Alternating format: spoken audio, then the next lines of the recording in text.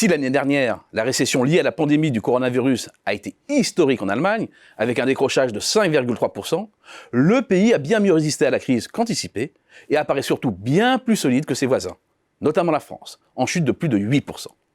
Le match des deux côtés du Rhin est pourtant bien moins déséquilibré qu'il n'y paraît. Les confinements ont mis la pagaille dans les statistiques et les comptables nationaux n'ont pas tous travaillé de la même façon, notamment dans leur manière de comptabiliser la mise à l'arrêt partiel de la fonction publique, ce qui a un impact fort sur une ligne importante du PIB, la consommation publique. Une partie de la production des administrations étant non marchande, elle ne peut être évaluée comme celle des services marchands par référence au prix du marché. Elle est donc estimée par la somme des coûts, notamment salariaux. Or, les salaires ont continué d'être versés dans tous les pays.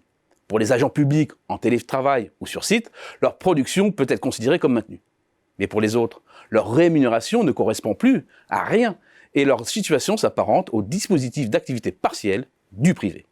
C'est une hypothèse, mais la part des agents publics dans cette situation a été évaluée au quart des effectifs, hors service de santé, en France pendant les près de 2 mois de confinement.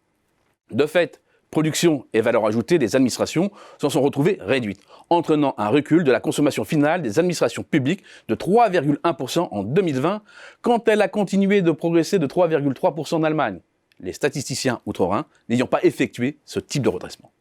Cela a finalement coûté 0,7 points à la croissance côté française et en a apporté autant côté allemand. C'est près de la moitié de l'écart entre les deux pays qui est ainsi expliqué.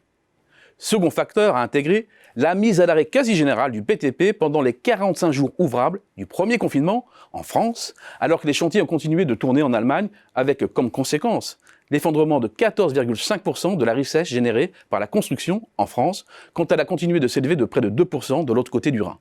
Cela a ôté près de 1 point à la croissance française et donné un léger coup de pouce à celle de l'Allemagne. Les conventions comptables, l'embolie ponctuelle de la construction française, il y a un côté artificiel aux écarts de performance entre les deux pays, laissant entrevoir une plus grande convergence à venir.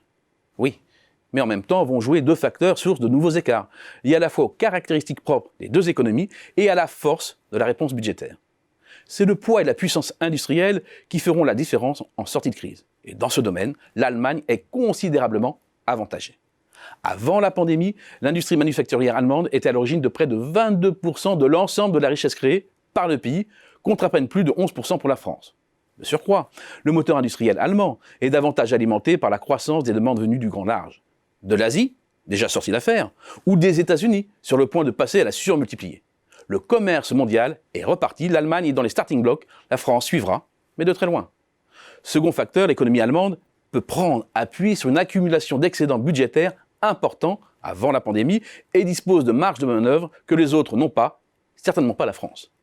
Quant aux réserves d'épargne des particuliers, elles sont plus importantes en Allemagne, où le taux d'épargne financier a atteint plus de 12% du revenu disponible brut des ménages, qu'en France, 10,3%. Une conclusion s'impose. Alors même que son économie tournait au ralenti avant la crise du Covid-19 et qu'elle semblait condamnée à remettre en cause son modèle productif, force est de constater que c'est l'Allemagne qui dispose aujourd'hui des meilleurs atouts pour surmonter les temps difficiles et faire la course en tête devant la France.